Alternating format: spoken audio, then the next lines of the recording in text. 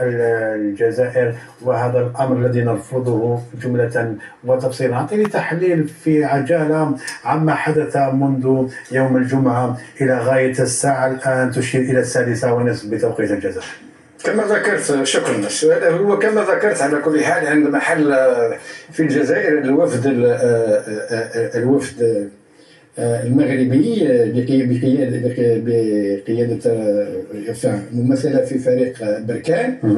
أنت تعلم شيء كما ولو أنك ما ذكرتهاش، أنه السلطات العليا الجزائرية وافقت الطلب المغربي على أساس أنه تأتي الوفد من وجدة مباشرة للجزائر.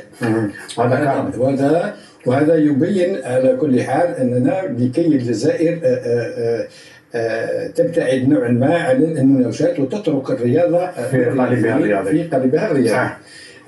وصل مسموع في الموضوع في الأمر حدثين موضوعين. الحدث الأول هو الاستقبال الحار الذي استقبل به الوفد بركان، فريق بركان بأعضائه ولاعبيه، وكان استقبال جد رائع يليق بأشقائنا ويليق بسمعة الجزائر في استقبالها. والموضوع الثاني اللي هو غير مرتبط بالأول واللي هو يتعلق بالسيادة الجزائرية المتمثلة في هيئتها الجمارك، واللي من حقها، لأنهم هذا الوفد الناس يعلموا أنهم غير دبلوماسيين، معناتها أنهم لاعبين، ناس عندهم حقائب تتفتش عادي.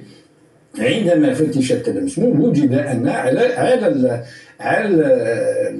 القميص مفروكين خارطة يدعون أنها مغربية، ولكن هي غير ذلك، فيها جزء كبير من الصحراء المغربية الغربية المتنازع عليها في هيئة الأمم المتحدة وعلى الاتحاد الإفريقي.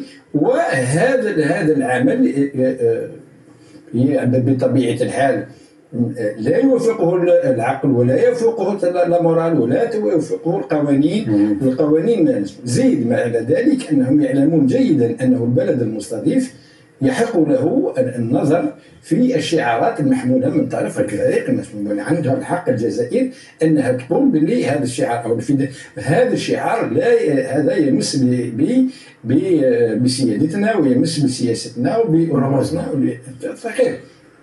إذن هذا الموضوع أنا نظن أنه هذا الذي كان مبيت، يعني ليس الفريق باش يجي يلعب كرة ويروح، ولكن هذا هو الموضوع الذي كان مبيت. يتحجج البركانيين، يتحجج المغاربة أو الجمعيات المغاربة تتحجج على أساس أن هذا البذلة أو هذا القميص قد اعتمد من طرف لجنة المنافسات للكونفدرالية الإفريقية. ربما صحيح، ويتحججون أن لعبوا في إفريقيا في أبو سليم فقط، مباراة أبو سليم الليبي فقط. لا، يقولوا لعبوا حتى في إفريقيا الجابونية. هذا لا يعني شيء.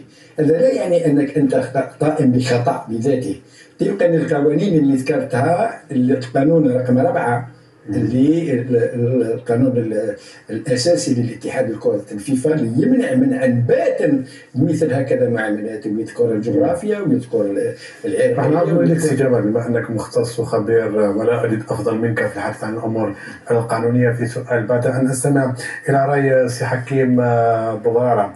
كثيرون قد يرون أننا نحن من يضفي الصبغة السياسية على هذه المواجهة، وأنا أغتنم وجودك من أجل تصحيح المفاهيم حتى للدول والأشقاء التونسيين أو المغاربة بشكل عام أو المصريين أو حتى كافة الدول العربية. نحن فقط نشخص الأمور التي أخذت منحى سياسي من طرف فريق اختار أن يكون تابعا لنظام المخزن في كل تصرفاته. تفضل الأستاذ حكيم وشرح لنا ما حدث في هذه المباراة قبل هذه المباراة من منظور سياسي.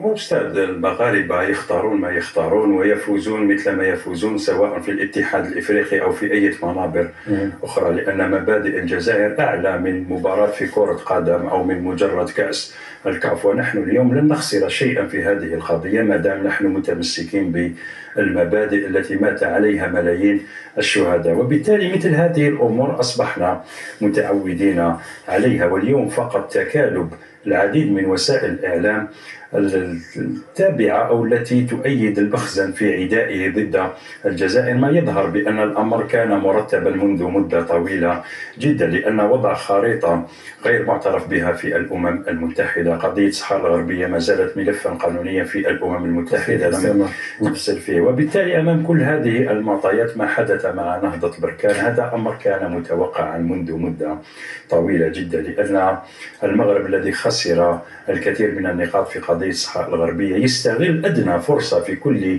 المجالات من أجل العودة إعلاميا ومن أجل إثارة كل هذه المشاكل حتى يستقطب المرضى نفسيا في هذه القضية. على كل منذ وصول وفد نهضة بركان وقبلها حذر العديد من الرياضيين الجزائريين والخبراء من مغبة خوض هذه المباراة بهذا القميص الذي يحمل في طياته الكثير من الخبث السياسي. وبالتالي هم أرادوا أن يوظفوا مباراة في كرة قدم في ملفات متواجدة على مستوى الأمم المتحدة ولم يصل فيها. وعليه اليوم الجزائر لن تخسر شيئا مهما كانت نتائج هذه القضية، سواء بالخسارة، سواء بإقصاء اتحاد العاصمة، سواء بمعاقبة الجزائر، لأن مبادئنا أسمى وأعلى من مباراة كرة قدم. وبالتالي لقجع هذا المريض نفسيا الذي يحاول التسويق بأنه الرجل الأول في الكاف، لأن ما حدث ضد فريق أبو سليم في نهضة أو في مدينة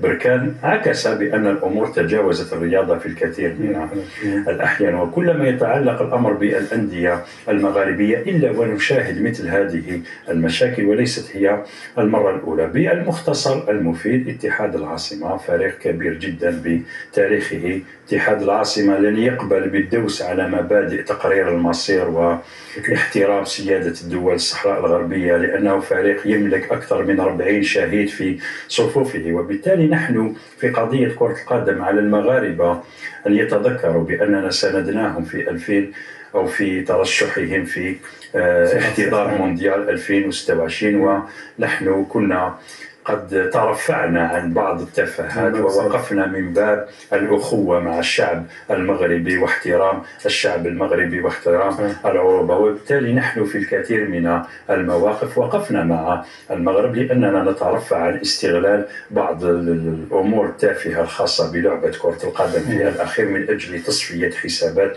سياسية. والمخزن عليه أن يتذكر بأنه شكر الجزائر وانتقد الكثير من الدول الأعرابية التي وقفت ضده حتى في استقبال أو في احتضان كأس العالم. وبالتالي الجزائر تاريخيا حقيقة في الكثير من الخلافات، ولكننا لا نستغل أبدا أمور إنسانية أو أمور متعلقة بالرياضة في تصفية حسابات سياسية وفي ملفات مثل ملف الصحراء الغربية الذي يعرف تأييدا عالميا كبيرا جدا. حقيقة كانت فيه بعض السوابق على مستوى الكونفدرالية الإفريقية لكرة القدم عندما أحدثوا ضجة أن الكاف عليها أن تقبل فقط دول منضوية تحت لواء الأمم المتحدة وبعضوية كاملة. كل هذه كانت ألاعيب. حقيقة تم تمرير مثل هذه القرارات ولكنها لم تفرض على الجزائر في خيانة أو في التلاعب بقضية الصحراء الغربية من أجل مباراة كرة قدم. وبالتالي المغاربة أو فريق نهضة بركان أو لقجة عليه أن يعرف بأنه حتى ولو أقصينا، حتى ولو تمت معاقبتنا، فهذه العقوبات هي وسام شرف للجزائر. ربما السيد مسعود في الكثير من المنابر الرياضية الدولية تم توظيف السياسة. الولايات المتحدة الأمريكية قاطعت أولمبياد روسيا في 1980، روسيا والاتحاد السوفيتي قاطع أولمبياد 1984 في لوس أنجلوس. شاهدنا لاعبي المنتخب السويسري من أصول ألبانية عندما احتفلوا بطريقة النسر الألباني تم فتح تحقيق على مستويات الاتحاد الأوروبي وتوجيه تحذيرات كبيرة جدا لأتشاكا. فما بالك بالصحراء الغربية؟ قضية كوسوفو الجزائر إلى غاية اليوم لا تعترف بدولة كوسوفو لأن العالم رفض الاعتراف بالصحراء الغربية. كثير من الدول الغربية ترفض الاعتراف بالصحراء الغربية وتطالب من الجزائر في العديد من المناظر بالاعتراف بدولة كوسوفو حتى ننتقم من دولة يوغوسلافيا الممثلة اليوم بدولة صربيا. على كل الخفايا السياسة والرياضة كبيرة جدا، فيه تواطؤ دولي، فيه توغل صهيوني، فيه توغل شركات متعددة الجنسيات. عندما تشاهد بأن مؤسسة توتال الفرنسية التي ترعى الكثير من التظاهرات الرياضية في إفريقيا، وفرنسا مؤخرا صرحت بأنها مستعدة للاستثمار في الصحراء الغربية، وبالتالي الأمور متشابكة كثيرا. فيه توغل صهيوني، فيه توغل أوروبي خبيث جدا، يستغلون أدنى فرصة من أجل استعداء الجزائر. اليوم نلاحظ استعداء إماراتي، استعداء بعض الدول الإفريقية، استعداء أوروبي للجزائر من خلال توظيف أدنى تصريح، أدنى مقابلة، أدنى مهاجر في أوروبا يرتكب أمر إلا وتلصق بالدول العربية والمسلمة. الأمور واضحة جدا. نجدد بأننا مهما كانت نتائج هذه القضية لن يفرض أحد على الجزائر الدوس على شرفها وعلى كرامتها وعلى مبادئها، لأننا دفعنا أكثر من 6 مليون شهيد، ليس من أجل أن يأتي اليوم لقجع أو موتسيبي أو أي شخصية تريد أن تمرر أمراضها النفسية على الجزائر، ولا دولة قادرة على ذلك. عجبني. تفضل شيخنا. لا، باش استكمالا لما قال الأخ أبو غرارة، باش نعيط لك بلي الكاف توكيل بمكيالين جي اس كا فريق شبيبة القبائل في النهائي في الرباط في المغرب لعب بتريكو فيه جي اس كا بالقبائلية الأمازيغية والأمازيغية التي هو قاسم مشترك بين البلدين في البنين 2021 في الكوتونو في البنين 2021 أمام الرجاء أمام الرجاء والرجاء مع المغرب نعتقد أن تقاسم هذا البعد الهويتي للجزائر وللمغرب. في اليوم ذاته جاءت برقية وتنحى في شيء قاسم مشترك، فما بالك من بلد زيد ما ربما ما نذكر حاجه اسمح لي البلدان العالم ولا يوجد بلد واحد جو دي بيان واحد بلد واحد معترف بمغربية الصحراء الغربية، لأنها قرار أممي واضح في تصفية الاستعمار، وواضح أنه لابد من الاستفتاء. وكم من رجل سياسي أمريكي، كم من رجل سياسي كبار ما قدروش يفتحوا المعضلة. وزيد نقول لك باللي المغرب جلست مع البوليزاريو واعترفت أنه فيه بيليجيرونس، معناتها أنه فيه طرفين يتنازعون أرض. نزيدك أبعد من ذلك، محكمة الدول في لاهاي، المحكمة الدولية في لاهاي، والذي طلبت منها المغرب أن تستشير في موضوع الرباط بين الصحراء الغربية والمغرب عن طريق هيئة الأمم المتحدة. 60 صفحة موجودة الآن، كل جزائري، كل إنسان، كل حر يستطيع أن لا يوجد رباط بين الصحراء الغربية أو شيوخ العشائر الصحراوية والعرش المغربي. هذا باش يكون الأمر أن يكون واضح.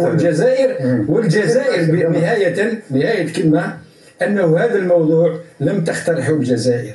خلينا معك نناقش وثيقة أو إرسالية من قبل الاتحاد الجزائري لكرة القدم. قبل حوالي ساعة من الآن كان فيه رد من الهيئة الإفريقية، رفضت طعن الاتحاد الجزائري لكرة القدم وأكدت حقية. وهذه الوثيقة شيخ جمال مسعودة باش نشرحها فقط للمشاهدين، أرسلت من القاهرة مقر الاتحاد الإفريقي، ولو أنه القرار هو قرار مغربي للفيدرالية الجزائرية. الحق لمهلة 10 أيام في الطعن في هذا القرار يصب في مصلحة نادي نهضة بركان. الجميع الآن قد يتساءل عن السيناريوهات. السيناريو هو أن المباراة لن تلعب بقمصان نادي نهضة بركان المحتجزة حاليا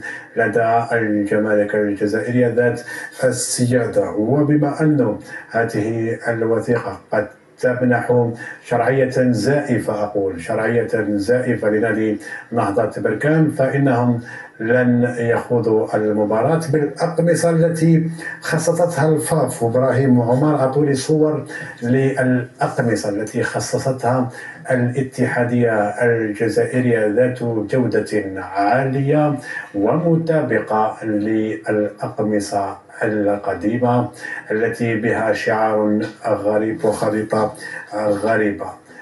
الوفد المغربي وفي قراءة سيرفض اللعب بهذه الأقمصة، ونحن كما ذكرنا في البلاطو طيلة ربع ساعة من الزمن دولة ذات سيادة ونرفض هكذا ممارسة. تتفق معي في هذا السيناريو شيخ جمال المسعودان؟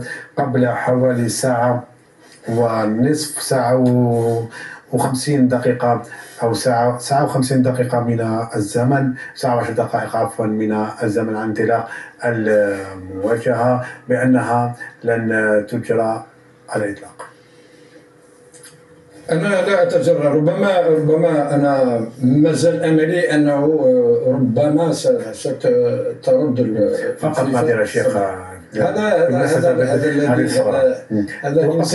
قبل الصورة هذه صورة عبارة عن فوتوشوب. هذا لبائع جزائري شهير اختار صاحب الفوتوشوب صورة لقميص نهضة بركان للتنكيت على الفريق بروح مرحة. استغلته وسائل إعلام مغربية رسمية وقالت أنه مصدر القميص هو صاحب هذا المحل في صورة تعكس لا أدري إن وجدت الكلمة المناسبة، ولكن تعكس سقطات الإعلام المغربي الذي لا يتحرى المعلومة على الإطلاق ويكتفي بمواقع التواصل الاجتماعي ويكتفي بصور ليس له علم ولا دراية بأصلها.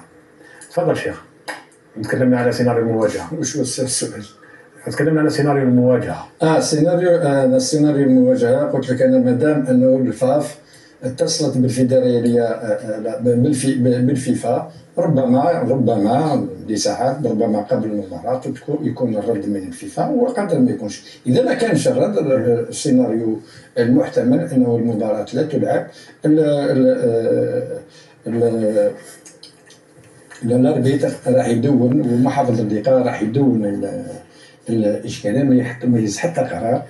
ربما يدخل للتيران يشوف الامور، يلاحظ، يكتب لو بي تاعو ويبعثوا لا كونفدراليه. كما قال السي بورا نحن جاهزون لاي قرار، ونحن مساندين من هنا مع الفيدراليه الجزائريه في مواقفها السيده التابعه والنابعه قسم من قناعات وداعمه من طرف الدوله الجزائريه انه لا مساس للسياده الجزائريه، وهذا خط احمر لا نقبله بتاتا. اليوم نحن نقولها ونعودها، نحن مساندين اتحاد العاصمه، مساندين الفيدراليه في قراراتها في مواقفها هذه التي تعبر عن السياده. نحن خرجنا من الاطار الرياضي وهم الذين خرجونا من الاطار الرياضي لكي نتحدث في السياسه، وهذا امر غير مقبول. ليست الجزائر من تجرأت وفعلت امر اللي كان يقيس بسمعه او ببلد المغرب، والدليل انه كان استقبال رائع. اما انك تجيني بخريطه واللي فيها معلومه للخاص والعام على اساس انه سيت ميساج بوليتيك، هذا ميساج سياسي. تعمل ماشي خريطة بلدك ولكن خريطة بلدك مضافة إليه بلد غير بلدك، أرض غير أرضك. وإحنا في هذه الأمورات كل شيء إحنا الجزائريين ما نقبلوهاش، ولو أنهم يتهموننا دائما وابدا على اساس ان الجزائر لها اطماع توسعيه من ناحيه الجنوب الغربي، وهذا كذب.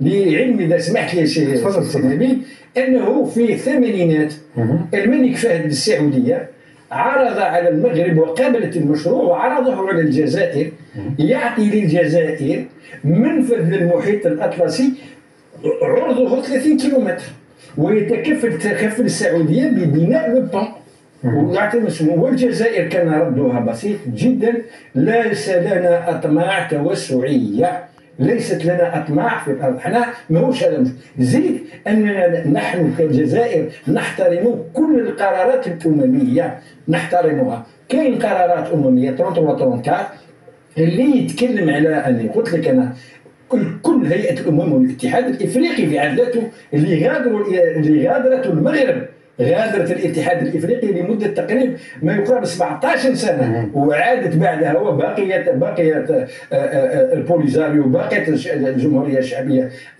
الصحراويه الديمقراطيه في الاتحاد الافريقي واللي هي مؤسس فيه. ونتمنى ان من الاتحاد الافريقي ونتمنى ان من البوليزاريو والجماعه انهم يتحركون من الجانب السياسي لتحبس هذه الامورات على مستوى الكاف. اللي انا نقولها لك بشكون يسمو الناس راهي تظهر لها باللي حاج لا كاف دو موتسيبي كومبليس دو سكو في لقجه كومبليس 100%.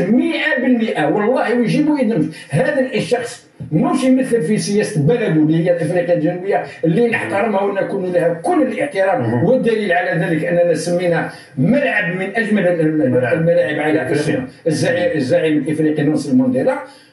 هذا لا يمثل بلده ولكن يمثل مصالحه الموجوده في المغرب، وإحنا ضد هذا الشيء. ونتمنى أنه من الجزائر ثاني تتحرك دبلوماسيتنا مع البلدان الآشقة لكي أن هذا الأمر باش نترك دائما وأبدا أن الرياضة تبقى في إطارها الرياضي، تبقى في المستطيل الأخضر، والرياضة تقرب الشعوب ولا تكون وسيلة للغنى والمعاداة. واضح. شيخ جمال مصطفى، نتابع لهذا التقرير للزميل عماد مصطفى، يعني الخلوع هكذا اختار له اسم من قبل الاتحاد الافريقي للمغربي فوزي لقجع على حساب قوانينه ولوائحه. تابع هذا التقرير ثم نعود للإطلاق للتحليل والنقاش.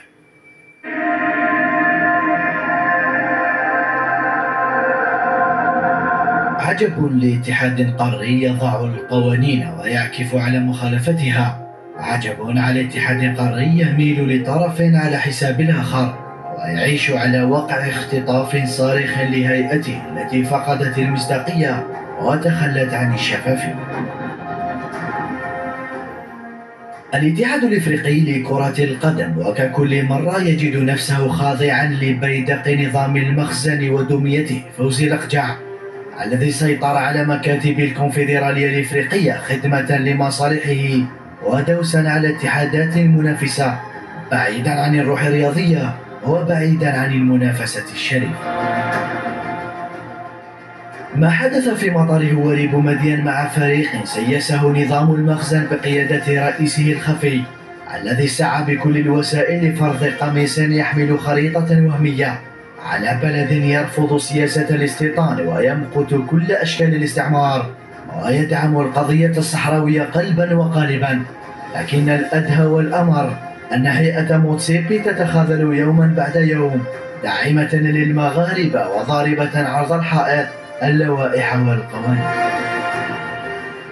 الاتحادية الجزائرية لكرة القدم كانت السباقة لمراسلة الكاف حول الموضوع بتاريخ 16 أبريل قبل أن ترد هيئة موتسيبي ممثلة في مسؤول المنافسات عماد شنوادة مطالبا بتسليم الأقمصة برد يؤكد الخنوع والرضوخ الفاضح لبيدق المخزن فوزي لقجع. بين مطالبة بلعب المواجهة بقميص مرفوق بخريطة وهمية وبين تمسك الجزائر بمبادئها وقراراتها، تؤكد الجزائر وللمرة المليون أن السيادة الوطنية خط أحمر، وأن استفزاز أرض الشهداء لعب بالنار ولغط دون انتصار.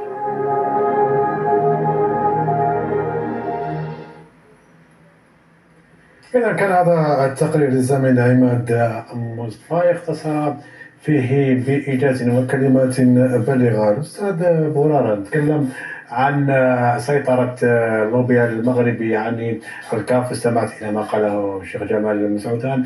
ألا تعتقد أن الوقت أصبح مهما والأمر أصبح يقتضي أكثر من أي وقت مضى أن تكون هنالك آلة دبلوماسية رياضية متمثلة في وليد صادي لتتوغل في الاتحاد الإفريقي ومكتبه التنفيذي من أجل القضاء على هذه الممارسات بشكل نهائي؟ لا أستاذ، لا يجب أن نطمع في مناصب في الاتحاد الإفريقي، لأن الجزائر لا تتعامل بالرشوة، لا تتعامل بالفساد. اليوم الشركات المتعددة الجنسيات التي تمول الاتحاد الإفريقي هي صاحبة القرار في الأخير. تقريبا كل الشركات لديها يد صهيونية متوغلة فيها، وبالتالي تؤثر على قرارات سياسية. هي تعين رؤساء الدول في إفريقيا، هي تقوم بانقلابات في إفريقيا، فما بالك بكرة القدم؟ لأن الجزائر طالما اعتمدت على النزاهة وعلى الأخلاقيات وعلى الشرف، ولهذا اليوم هي مبعدة من تقريبا كل المناصب في المنابر الكروية في الاتحاد الإفريقي، وبالتالي حتى عديد فيه مسؤوليتنا ايضا. وتفضل. تمام. لا، نحن لا نبرر غياب الجزائر عن هذه المناصب، ولكن لا نستطيع أن نعتمد على أساليب غير أخلاقية من أجل الوصول إلى مناصب في الأخير من أجل لعبة كرة القدم. حقيقة فيه أمور اقتصادية، فيه أمور ترويجية، فيه أمور، ولكن لاحظ بأن التظاهرات الرياضية التي احتضنتها الجزائر تكبرت عليها العديد من الدول الإفريقية، لأنهم ينظمون فقط أين يوجد المال، أين توجد الكواليس، أين توجد التلاعبات، بينما الأندية أو التظاهرات الرياضية التي تكون في الجزائر تكون نزيهة، وليس بالضرورة الجزائر هي التي تفوز بالتظاهرات التي تنظمها. ووقفنا على ذلك في قضية الشان عندما فاز السنغال وصفقنا للسنغال، وبالتالي ليس بالسهولة التي نراها من أجل التوغل في دواليب الاتحاد الإفريقي. ولاحظ بأن القرارات اليوم قرارات غير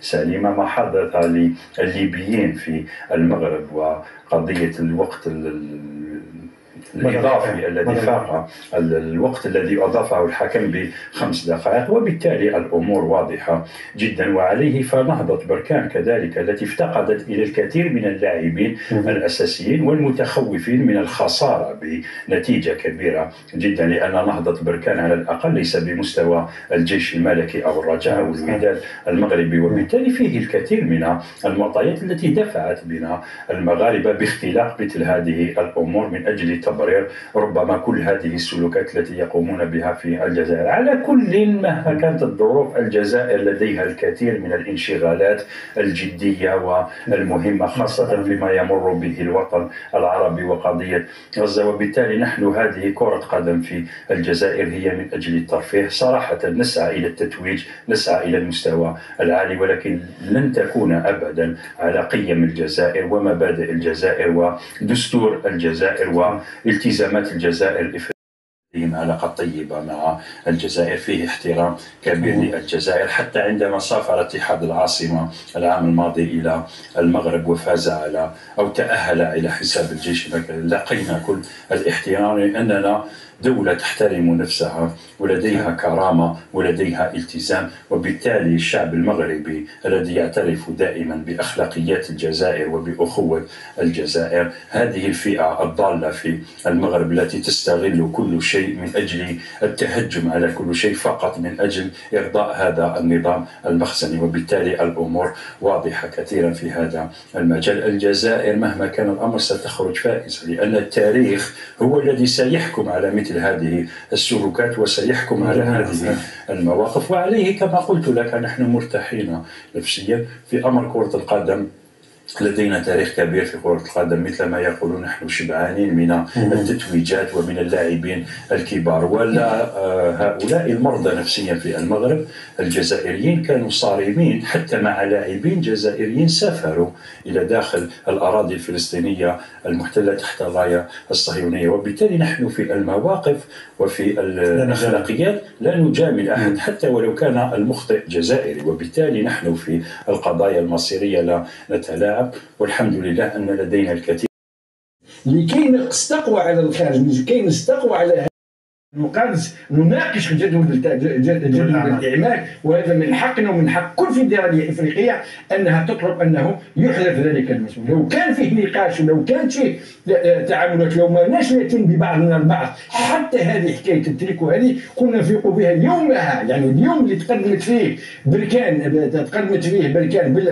بالقميص، كانت الجزائر حتى وأن الفريق الجزائريين ما يلعبوش معها، ولكن كهي عضو في هيئة الكاف من حقها كان ادعت انها تحتج على تلك الممارسه، لانها ممارسه مخالفه للقوانين، مخالفه ومخالفه للقوانين ومخالفه للاخلاق ومخالفه للسياده الجزائريه. واضح. جمال مسعود، لا باس ان نربط الاتصال برفيق وحيد محلل القناه. رفيق، اهلا وسهلا، هل انت في الاستماع؟ اهلا بك ومرحبا بمشاهدي القناه الوطنيه وبحضور الكرام السي مسعود المسكي بوغرام. مساء الخير، تحيه متجدده رفيق. الان 7 بتوقيت الجزائر و4 دقائق 56 دقيقة على بداية المواجهة. الجماهير تريد أن تعرف السيناريو قبل الساعة 8 مساء أو زوالا. هل لك أن تطلعنا رفيق على أبرز المستجدات وكذا السيناريو الأبرز المنتظر حدوثه؟ أولا الأمور أصبحت واضحة. سمعت اتخذت قرارات سيحكم، اكيد سيحكم، لان المغرب علم افريقيا او الكاف للاسف مهنه الانحناء. ما حدث بالامس واليوم هي فضيحه او جريمه مرتبطه الاركان، لانه القانون الاساسي للكاف واضح وضوح الشمس، مثل الميثاق الاولمبي، مثل قانون الفيفا والجمعيه الاولمبيه الدوليه، يمنع منعا باتا استغلال الرياضه لاغراض سياسيه. او الانترناسيونال بورد مكتوب واضح ومشرع قوانين كره القدم يقول ممنوع منعا باتا ان يدير صور او يدير لوغو او كتابات على قمصان اللاعبين لها ابعاد سياسيه. والحقيقه اليوم كما حدث في 2021 شبكه القضايا كما منعوا من اتفاق قضيه في نهائي كاس الكاف بكوبا امام الرجال البيضاوي بسبب اللغه الامريكيه. كان يجب على الكاف اليوم ان تعترف بانها ارتكبت خطا جسيما حين وافقت او اعتمد قمصان نهضه بركان قبل دور المجموعات، وهو يحمل خريطه واضحه يخطط بها الاراضي الصحراويه. اليوم اقول انها فضيحه لانه الكاف اصبحت مختطفه، بدليل انه لا كوميسيون دير كلوب اعلنت او في وقت سبق انها وافقت على هذا القميص، وبالتالي وجب السماح لنا الفاف وجهت يعني ركور الكاف، وكان في وقت سابق الاستاذ غابريل نبهت الكاف انه هذا القميص يتعامل مع قانونها. اليوم يشمل الكومينيكي يعني سيبار الكومينيكي يعني رد الكوميسيون تاع الاستئناف، وقال انها توافق على قرار يعني لا كوميسيون تاع التسبب. اصبحت فضيحه، ونتاكدوا بانه لا كاف مختطفه. لماذا؟ لانه الرضا القانوني ما كاش بناء على هذه الماده او هذه الماده، في حين ان الفاق صباحا راسلت الكاف وقالت اعطيني السبب القانوني الذي تم بناء عليه قرار منح حق ابناء خريطه فيها اراضي متصرفه. فكشفنا الرد تاع لا كوميسيون تاع الاستئناف لجنه الاستئناف ما فيه ولا ماده قانونيه صريحه، وكانه اليوم من اتخذ القرار هو فوزي دفع. السؤال الفقري ماذا سيحدث بعد ساعه؟ بعد ساعه من الان ونحن نتحدث عن قضيه قد تتعدى الجانب الرياضي بكثير. سيحضر اتحاد الجزائر، الحكام وحفظ المدراء نهضه بركان، وسيقول نهضه بركان باننا لا نملك يعني قمصان، رغم ان اتحاد الجزائر جهز لهم قمصان ما فيهاش يعني تلك الخريطه التي يتصل بها التعاون الصحراويه. سيقولون لا نملك قمصان، وبالتالي سيتم الغاء المباراه ويتم اعداد التقرير للكاف، وبالتالي سيتم احال القضيه على جنب الانضباط اعتقد او الهيئات المختصه لا كوميسيون تسلم للفتح القضيه، وسيتم حتما اعلان خساره الاتحاد الجزائري على الانضباط، وبالتالي لا يكون هناك مباراه اياب. لكن قبل ذلك وعلى اعتبار ان الاتحاد الجزائري كره القدم استبق الاحداث، يعني كان تفضل للقضيه بعد انتهاء مباراه نهضه بركان ونادي بوسيم الليبي يعتزموا الذهاب بعيدا في القضيه لانها قضيه مبدا. سيتم يعني ايداع شكوى او ركور على مستوى الطاعات بالوزاره، واستنادا على القانون الاساسي للكاف وقوانين الفيفا والميثاق الاولمبي والانترناسيونال بورد للقول بانه الكاف دافت على القوانين وعلى المبادئ الاساسيه للرياضه، وهي تصر على ذلك رغم ان كل الحدود التي قدمها الاتحاد الجزائري تؤكد ذلك. وننتظر ربما في الاستعجاليه يكون التشجيعي للفصل القضيه التي اتمناها في لجنه على مستوى طرف الوزارات ان تكون في صالح ليس الجزائر فقط ولكن في صالح القضايا العادله، في صالح كل ما هو حقيقي او كل ما هو صحيح. واضح رفيق وحيد، شكرا جزيلا على كل هذه التوضيحات.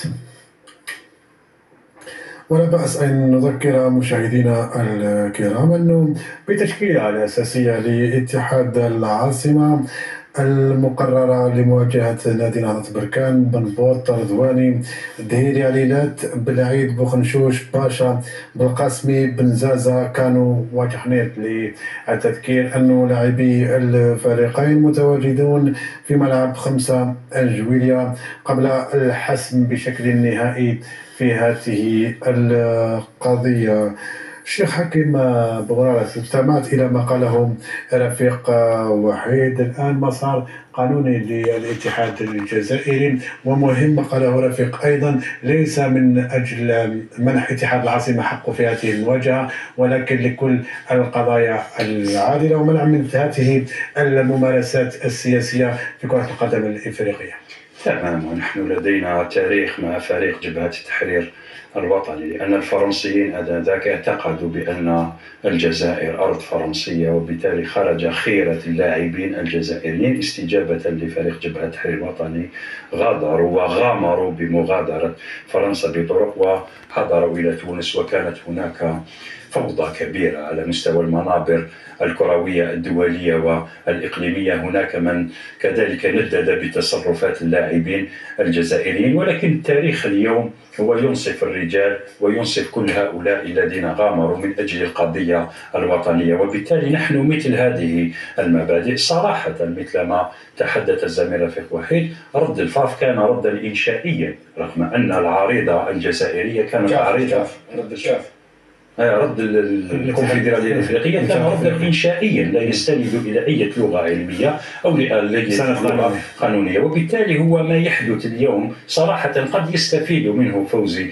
لقجع، ولكن التاريخ سيدينه مستقبلا. ولا يجب أن ينسى بأن ما حدث في كوت ديفوار في آخر كأس إفريقية مع منتخب الكونغو، ومع مختلف التجاوزات التي حاول المغاربة القيام بها من خلال التأثير على الحكام ومن خلال الخطاب العنصري تجاه مختلف اللاعبين الأفارقة. اليوم إفريقيا كلها ترفع يديها بالأموال أينما تكون هناك منافسة مغربية، وبالتالي اليوم فيه تراجع رهيب للأندية المغربية. هي غائبة في رابطة أبطال إفريقيا، تريد التخفي وراء نهضة بركان حتى إقصاء المنتخب المغربي بعد الحظ الذي أصابه في مونديال قطر. صراحة قدم مستويات كبيرة جدا، ولكن بعدها لم يحافظ على هذه القمة التي وصل إليها إلى قطر. حتى نعود إلى مونديال قطر كذلك، الجزائر صراحة مثل ما تحدث الأستاذ مسعودا، عندما تكون الهيئة الرياضية الجزائرية فيما بينها عليهم أن يتحملوا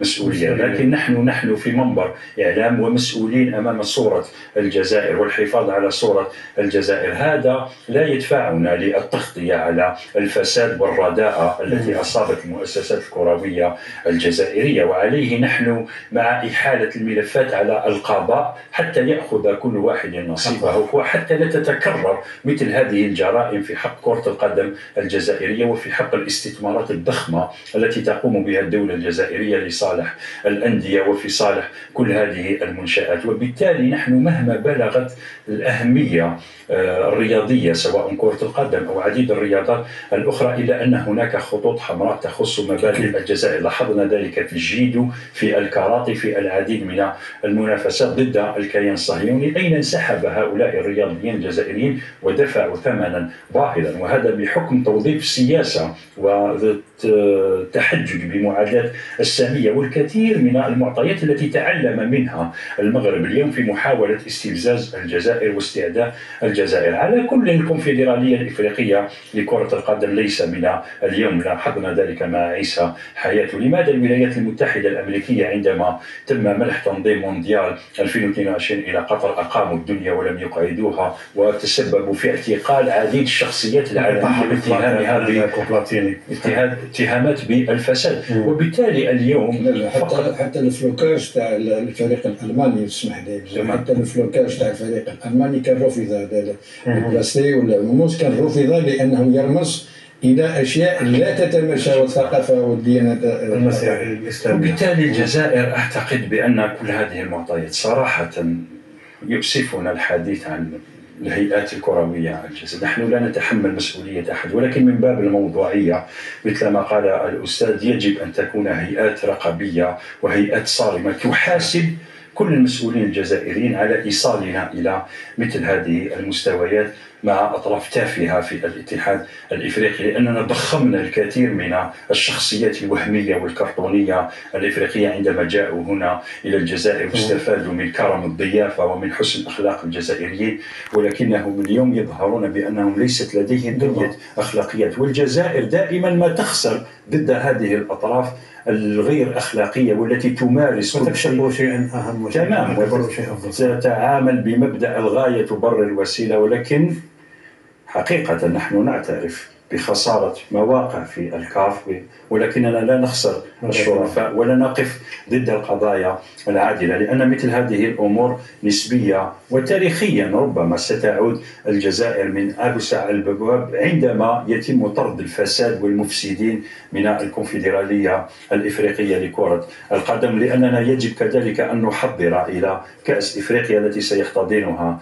المغرب، والتي تعرف عمليات كولسة وعمليات استعداء كبيرة للجزائر بتوظيف وسائل إعلام عربية وأجنبية. ولكن الحمد لله الجزائر فيها لعلمك يا أستاذ أنه لا كوب 2025 لورغانيزاسيون في المغرب أنه اداها المغرب وأعلنها في البرلمان قبل حتى أن تجرى الانتخابات. في ذلك هذا تبين مدى سيطرة هذا الشعب ومدى توغله في الكاف. ونحن نعرف على كل حال الوسائل ولا نريد لهذه الهيئة، لأننا رياضيين وننتمي لهذه الهيئة لأن منها أنها تكون نظيفة وشريفة في خدمة الرياضة الأفريقية. احنا اليوم سيت اون اوكازيون كما قال سي رفيق ومشكور على ذلك، أننا لابد علينا أن نذهب إلى الطاس لوزان. وهذه فرصة لك شيخ، لأن جماهير اتحاد العاصمة الآن تترقب بعد نهاية المباراة لن تلعب المواجهة، تريد أن تعرف مصير هذه المواجهة. في إمكانية أن تعاد نعم الطاس اللي سوف حنا الشيخ الطاس دوكا كي يدخل الفريق نعرفوا قدموا له البذله، راح يقول لنا هذه مش البذله تاعي، لا اثق فيها ولا اتمالكها ولا العب بها، والعب بالبذله التي اعتمدت من طرف الكاف. ما خليتوها ليش مسمو أن نروح، ربما ما يخرجوش للستاد راح يخرجوا الفريق المجمعي تدخل التيران، الاربيط راح يسيف لي ما يجيوش يخرج يماركي يسجل ويقول وكان ما هي الاسباب اللي خلات هذه بركان ما دخلش لارضيه الميدان، وكان تواجد يرفع يدير لا مينيت تاعو ويبعث لو بي في تاعو هو محافظ اللقاء يبعثوها او نيفو دو لاكاف راح تهز قرار وتناليزيس بيان سور راح تهز قرار. اذا كان عاقبة الاتحاد راح يلجأ للطاس لوزان، وهنا بيت القصيد هنا لازم الملف يكون قوي مساند من طرف الفيدرالية الجزائرية باش نرجع أننا نصحح هذا الخطأ اللي وقعت فيه عن قصد ولا عن غير قصد، وأنا أعلم أنه عن قصد. هذا الخطأ المشير اللي فيه لا كارت جيوغرافيك كاركتير بوليتيك، عنده ان سول اونيك ميساج، ما عندوش 10 ما عندوش لا فيه المحبة ولا فيه الصداقة ولا فيه الود ولا فيه الإسلام وما فيه والو. فيه سياسة أنه هذه أرضنا والعالم كله يقول لهم ما قلت لك والله مسعى بلد. ترامب المتهور سيني لهم كارت ما عنده حتى معنى، يصير حتى انه رمي باز كوس القرارات الامميه ما كاينش بلد ما يقدروش يعترفوا به. البلدان اللي تساند في المغرب تساند الطرح المغربي مش في مغربيه الصحراء، لانهم اقترحوا لوتو ديتيرميناسيون، الحكم الذاتي في الاطار السياده المغربيه، وهذا البوليزاريو من حقه انه يرفضوا. والجمهوريه الافريقيه وبلدان كثيره في افريقيا تعترف بالدوله، ممثل الدوله الصحراويه، وكاين اللي ماهوش معترف بالدوله ولكن معترف بالبوليزاريو كممثل شرعي للشعب الصحراوي، وهو اللي راه يتناقش معاه على تقرير اليوم. نقول لك نعم كمل السيناريو. حبسنا في لوزان. لا لوزان فرضا اننا ذهبنا الى لوزان وخسرنا القضيه واقصي اتحاد. لا اظن ذلك. لا معليش، خلينا نفترض. استاذ، نحن لن يهمنا شيء في مجال كره القدم، ولكن لهبت الأندية الجزائرية أمس ومساندتها لفريق اتحاد العاصمة بعد ربما ما حدث في قرعة كأس الجمهورية والتساؤلات حول لعب لقاء المولودية وشباب قسنطينة بدون جمهور. ولكن لاحظ بأن هذه الحادثة جعلت كل الأندية الجزائرية تتوحد اليوم في هذه القضية، لأننا نحن الجزائريين بقدر ما نحب ونعشق كرة القدم، ولكن أستاذ كل هذا يسقط أمام المبادئ ومساندة قضايا التحرر. لأن اليوم الرياضة بالنسبة لنا هو الوسيله اللي احنا نعبر بها عن مواقفنا وعن تاريخنا. احنا تاريخ الفوتبول كما قلت هاو سي تري بيان. احنا تاريخنا مبني بفريق ثوره، ماهوش درنا لو فوتبول ان فوتبول ريفوليسيونير، ان فوتبول دو لوت، ماشي اليوم. سيد شوف أستاذ، شوف مثل ما حدث مع القضية الفلسطينية فيما يحدث في غزة التي تم دفنها، القضية الفلسطينية التي بيعت على أشكال تفكير نقجع وظنوا أنهم قضوا على القضية الفلسطينية.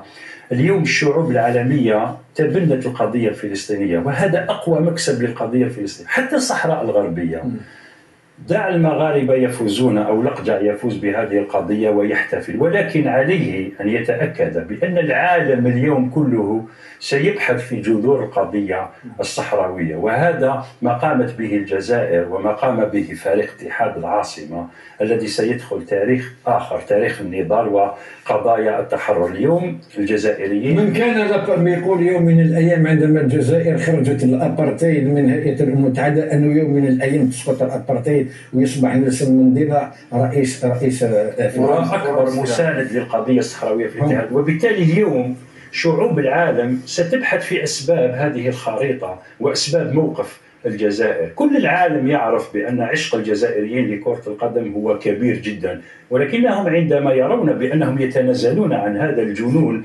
الكروي لصالح قضايا تحرر، فتأكد بأن بعد أيام بعد أسابيع القضية الصحراوية ستأخذ منحى عالمي مثل ما أخذته القضية الفلسطينية هذه الأيام. ولهذا أنا قلت دعنا نخسر القضية. حتى لا أستاذ، أنا حبيت نقول لك باللي أنا ثقتنا كبيرة كرياضيين، ثقتنا كبيرة وصراحة ثقتنا كبيرة في الطاس تريبينال دو لوزان بتاع حق. هو السؤال اللي طرحته لا فيدراسيون للكاف هو سؤال وجيه، على اي مدى تبنيتوا هذا الامر هذا، او انتم تعرفوه بالشعار سياسي بحت على اساس ما كانش رد كما قلت رد انشائي. لوزان تروح لقلب الموضوع والكاف ستجيب، ونتمنى انها بدايه نهايه هذا المتعرض. لا بأس أمام سعود قاطعك وحكم بضرر. يحدث الآن لاعبين نهضة بركان يرفضون النزول إلى أرضية الميدان من أجل إجراء الإحماءات في سيناريو أو بداية لسيناريو الانسحاب ورفض لعب المواجهة.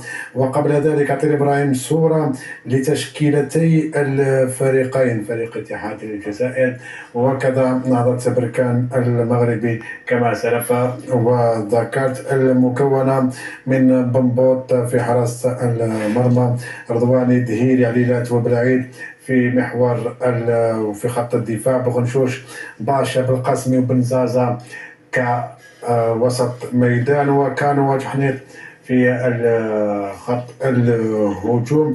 وستأتينا صور تباعا حول هذه المباراة وأخبار أقول عن هذه المواجهة. شهد ممسودا يجول في خاطري سؤال: هل في إمكانية أن اتحاد العاصمة والفاف ترتب ملف قضائي للحم محكمة لوزان على السريع لكي يتم الفصل في هذه 10 أيام؟ 10 أيام. عندك 10 أيام بعد بدل في إمكانية في 24 ساعة المقبلة، وفي إمكانية في لا دوك أنت ما تزرب روحك مالك، عندك الأجل عندك الوقت باش نكونوا أيضا الجمهور يعرف القصة. شيخ، محكمة لوزان عندها العديد من القضايا. متى تحكم محكمة لوزان على هذه القضية؟ ربما بعد شهر، ربما بعد شهرين، ربما بعد 3. في إمكانية أن نقربوا لخطوة موعد.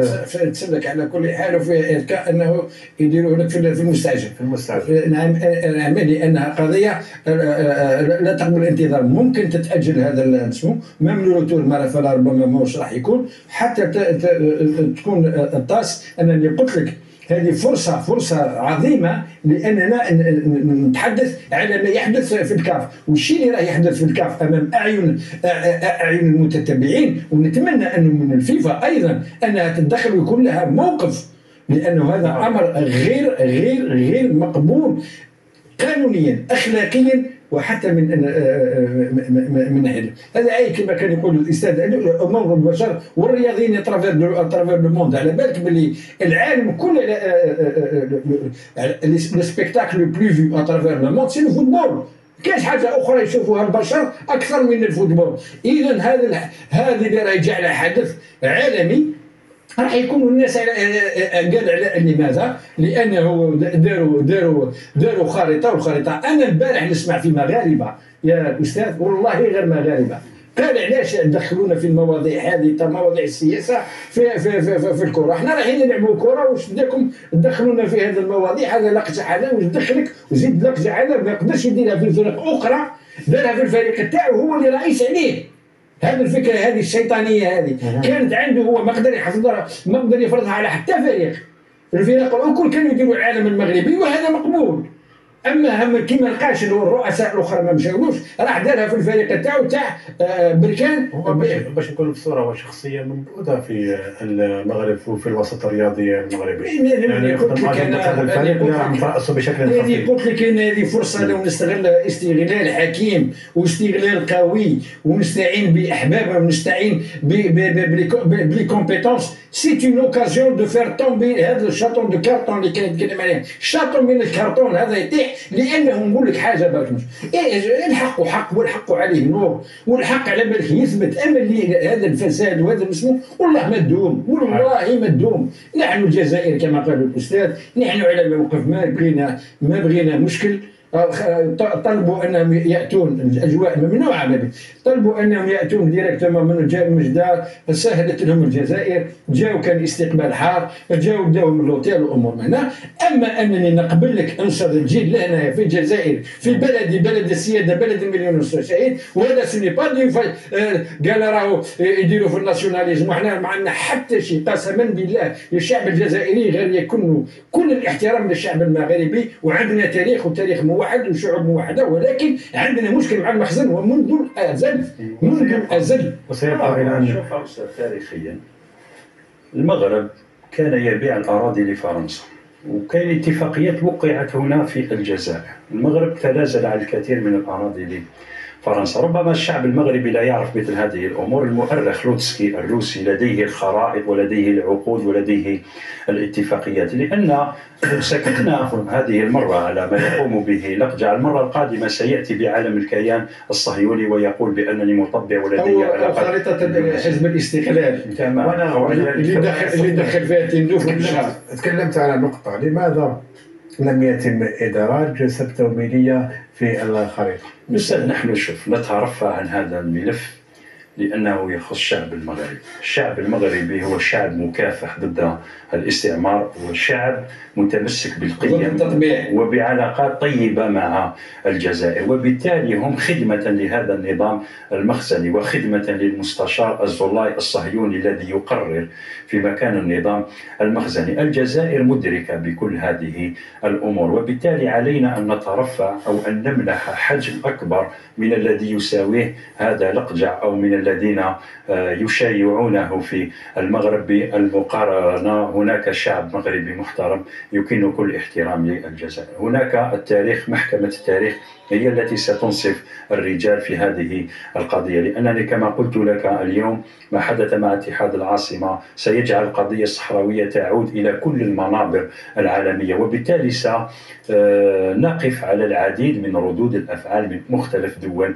العالم ردا لمساندة القضية الصحراوية في هذه الخرجات المغربية. وهذه فرصة أو رب ضرة نافعة قبل كأس إفريقيا المقبلة من أجل وضع النقاط على الحروف، لأنه تخيل لو كانت الجزائر في المغرب وحدث مثل هذه الأمور في المغرب، على كل الجزائر لن تخسر شيء ومواقفها معروفة. وبالتالي كما قلت لك هذه القضية ستخدم الجزائر وستخدم القضية الصحراوية وستطيح بالعديد من هؤلاء المرضى النفسيين من المغرب. واضح حكيم غرارة. هذه صور لوصول بعثة نهضة بركان قبل دقائق من الآن إلى ملعب 5 جويلية، وما هو مؤكد أن الفريق المغربي يرفض النزول إلى أرضية الملعب من أجل القيام بإحماءات والعملية عملية التسخينات، الإجراء البروتوكولي العادي في أي مباراة لكرة القدم، بينما جماهير أو لاعبي اتحاد العاصمة متواجدون حاليا فوق أرضية الميدان من أجل إجراء الإحماءات العادية، وما هو يؤكد أن الفريق المغربي سينسحب من المواجهة في انتظار ما ستسفر عنه القضية التي تتجه إلى محكمة لوزان شيئا فشيئا وبنسبة شبه رسمية. ربما قبل لوزان لازم الكاف لا كوميسيون تاع لا كومبيتيسيون تعلنت، هي تسقرها الأول. يرفع الآن على مسامعنا أذان صلاة المغرب حسب التوقيت المحلي للجزائر العاصمة وضواحيها. أعوذ بالله من الشيطان الرجيم. إن الصلاة كانت على المؤمنين كتابا موقوتا. صدق الله العظيم. من نادي نهضة بركان رئيس هذا الفريق حكيم بن عبد الله رفض اللعب في حين أن مدرب هو أستاذ بإرادة من الجزائر، بإرادة. نحن الذين رفضنا أن يلعبوا بهذه الطريقة، لأنه لا يوجد من يمرر علينا قرارات غير سيادية. إذا كانوا هم يمررون للصهاينة فلا يوجد دولة تفرض على الجزائر ولو بقرار من الكاف، ولا حتى دولة عظمى في العالم تمارس قراراتها على الجزائر.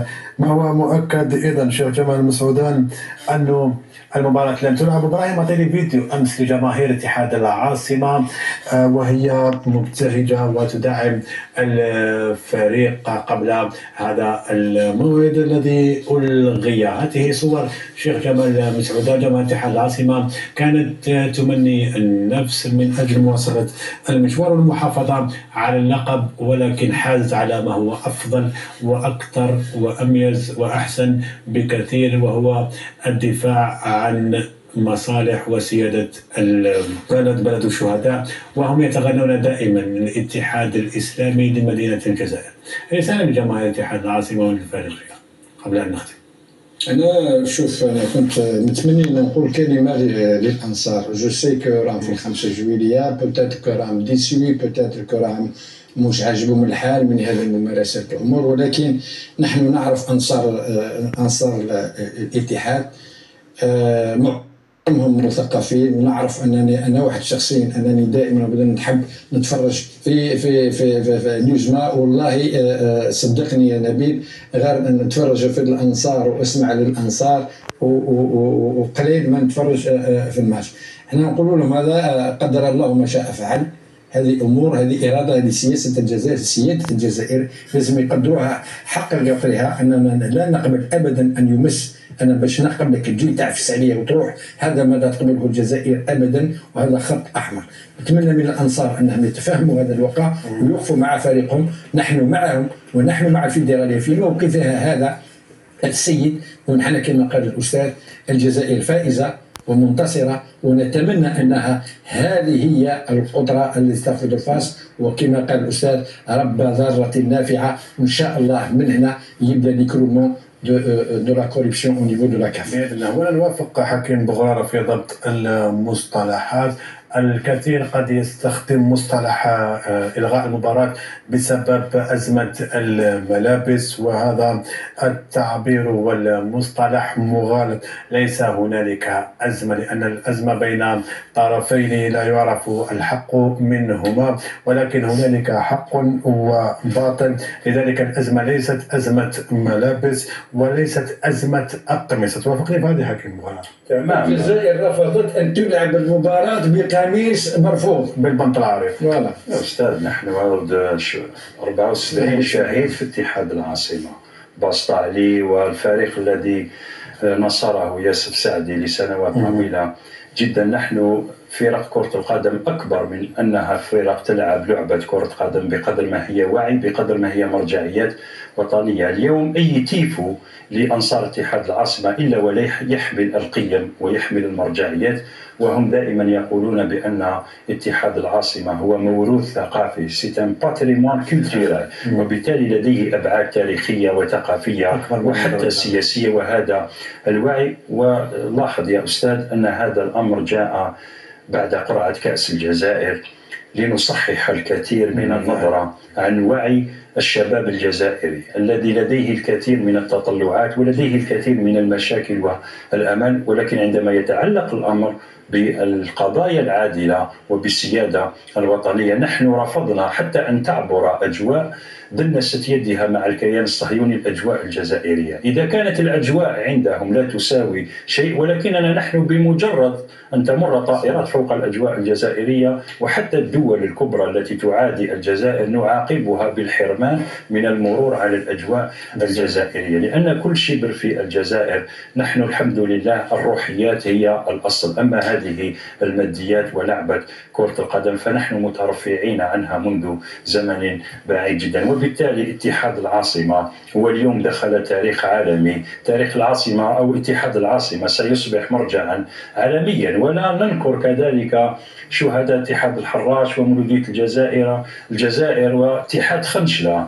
الكثير من شهداء فريق اتحاد خنشلة خاضوا إحدى المباريات في الفترة الاستعمارية. بعد المباراة صعدوا إلى الجبل استجابة إلى نداء جبهة التحرير الوطني. أعتقد بأن هذه الأمور اللقجة والكثير من المغاربة لا يعرفونها أو لم يعيشونها أو لم يدرسونها حتى في تاريخهم الذي أنشأه اليوتي الفرنسي الذي لديه تمثال في الدار المغربية، بينما الخطابي لا يوجد له أي تمثال في المغرب. الكثير من الخلفيات التي لا نريد أن نجرح الشعب المغربي لأنه شعب مكافح وشعب بطل وشعب نكن له كل الاحترام والتقدير، لولا هؤلاء الفئة الضالة من مرضى النفوس الذين يستغلون كل شيء. وهذه أساليب صهيونية في إدارة مختلف المشاكل والترويج لمعاداة السامية، وبالتالي كل الشرف معظم الفرق الجزائرية تأسست في حقبة الاستعمار، والجزائر اليوم حافظت وكل الفرق حافظت على التواريخ لأنهم كانت مدارس للثورة، مدارس للوطنية ومدارس لحب الوطن. ولذا أننا حافظنا حتى عن تواريخ التأسيس اللي كانت في وقت الاستعمار. احنا الفوتبول عندنا بالنسبة لنا سي لا لوت. واضح. الحديث معكم شيق ولكن الوقت ضيق. شكرا لك حكيم بغرارة على كل هذه التوضيح. نقول لك عندنا لدينا الكثير من الملفات المهمة فيه تكتل جزائري تونسي مغربي، استثمارات ضخمة، لدينا قضية غزة، القضية الفلسطينية، وبالتالي هذا الأمر ربما اليوم سينتهي هنا في الجزائر لأن لدينا الكثير من الملفات المهمة. شكرا لك حكيم بغرارة، وشكرا لجمال مسعودان على كل هذه التوضيحات وهذه التحليلات الشيقة.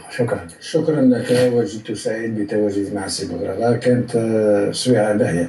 سويعة ونص. لا سويعة ونص. ونتمنى انه نقول ليزما وانصار ليزما باسكو سي بلي فوتر بروبليم دو لالجيري derrière on est tous derrière. حق لجماهير اتحاد العاصمة أن تفخر بناديها. شكرا للاتحاد فريقا، جمهورا، إدارة.